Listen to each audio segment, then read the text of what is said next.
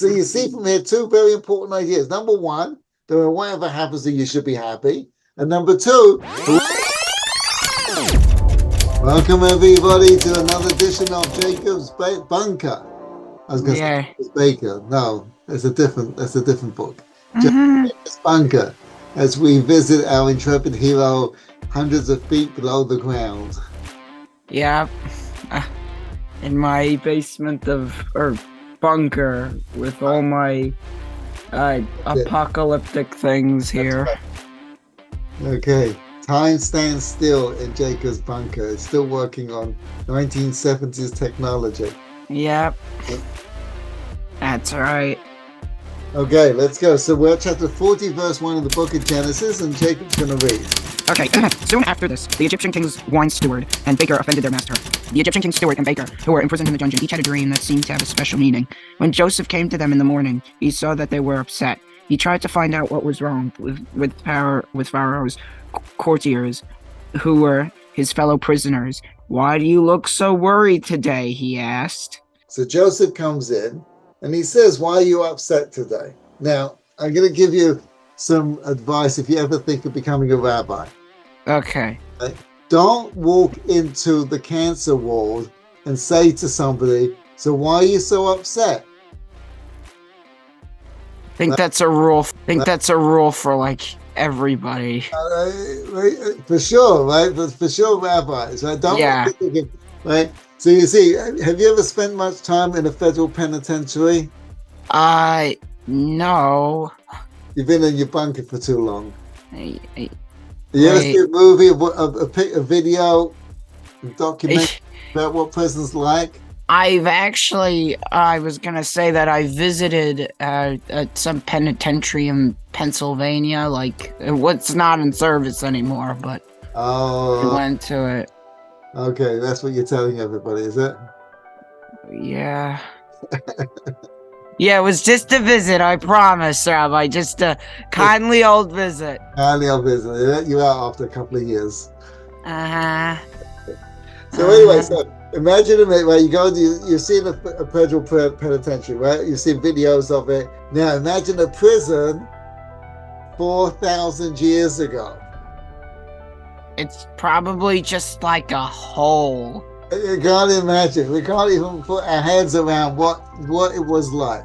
See, here Joseph comes into prison one morning and he sees the butler and the baker. The butler and the baker were the number 2 and 3 men.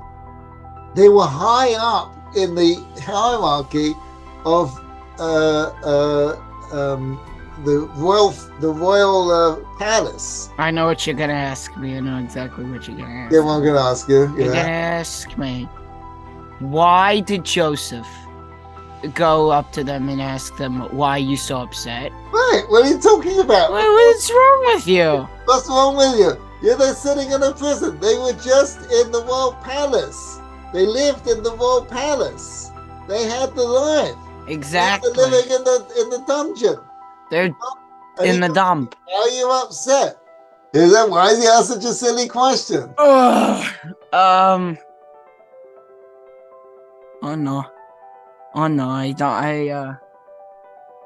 Again, I have a great answer for you, Rabbi. Oh, another great answer. Go ahead. Yeah, another one of my great answers. Yeah. I don't know. Oh, that's a good answer. Yeah, I know. Teach your mouth to say, "I don't know." It's a good way of thinking. I don't know. So you see from here a fascinating thing. What's that? It doesn't matter what kind of life what kind of situation you're in. There's not a reason to be depressed. What? Because he asked them. He says, "What are you being upset for?" That doesn't... What? What? It doesn't make any sense. Why? Because there's some situations where, of course, you're gonna be depressed and sad. No. What? What? What are you talking? Like the Holocaust. People come out of the Holocaust, they watch their children. You don't have to get the Holocaust. People don't get, the car breaks down. They got they can't afford a Bentley. There's all kinds of things people get upset about. But you see from here that Joseph is telling them, doesn't matter. Joseph's in that prison too.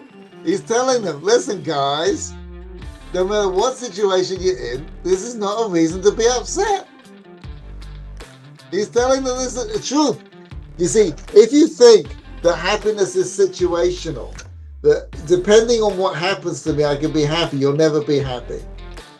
Because life never gives you exactly what you want when you want it. I used to have an old friend, Jeff Frisch, big tzaddik, may rest in peace. His soul shall have an aliyah. So he would say to me, you get on a plane, you go to Australia, you get out the airport at Sydney, you go to the first stranger you meet, and you say, I'm sorry, I heard what happened to you. And he will say, who told you? Right? Everybody has problems. Wait. Everyone's got reasons why they shouldn't be happy. So if you're waiting to get to the perfect scenario of life where everything's going to work out, all synchronized, and it's going to be perfect, it's never going to happen. And if it does happen, right, that'll be the one moment you'll have an excuse to be happy. Wait, what? So you're telling me that I can go over to any person in New York and say, I'm sorry about what happened to you? And they will say, well, who told you? Try it. Try it. You can do it with people you know. As a rabbi, I have to do weddings. Thank God, it's a nice thing to do, right? Of course. Weddings, sometimes they're planned a year in advance, right? Wow. Yeah, sometimes even longer, but I don't know if I'd ever did one of those weddings, but sometimes longer, but a year in advance, right? All the people that are working the wedding are professionals, meaning there's only one thing this person does. He's the caterer. There's only one person this does. He's the flower guy. There's only one person thing he does, the music, right? Everybody is trained. They've often rehearsed it. They know exactly what they need to do. And every wedding, there's always something that goes wrong. Always. You're kidding. No, not kidding. Right? There's always something that goes wrong. And I tell the couple, you will, it's a quote, not from me, I don't know who said it, but it's a great quote, right? You will remember what doesn't work more than you'll remember what did work. So, how could something go wrong, though? Because the Almighty runs the world, and He wants you to grow from every experience, and there's something to get out of it. So there's two types of couples who get married. The one kind of couple that goes, I wanted it to be perfect, and it's not perfect, and they go bananas over whatever the issue happens to be. And there's a second kind of couple, and that is, it's perfect. We're not going to let anything get to us. And that kind of couple, they live happily ever after, because they have that attitude in everything that happens. We're just not going to let get to us. Interesting, Rabbi. Very interesting. So Yosef, you see, in the Western world, they teach you that happiness, you're born unhappy, and you have to make yourself happy. You live in the Western world, you're indoctrinated with this philosophy. You're born unhappy, you have to make yourself happy. And everything is about, it's insidious, it's in everything you buy. But do this, will make you happy. Buy this and you'll be happy. It's a message that's constantly being pushed on people. And so people think they have to make themselves happy. Judaism says quite the opposite. You're born happy, and you make yourself miserable. You don't have to do anything to make yourself happy. You just have to stop making yourself miserable. Who does that all the time? Children. Right? Children? Yeah, when you were 5 years old, you were happy about everything. Yeah, it's very true. When do kids get out of bed? When do 5-year-olds get out of bed? Whenever. When they open their eyes.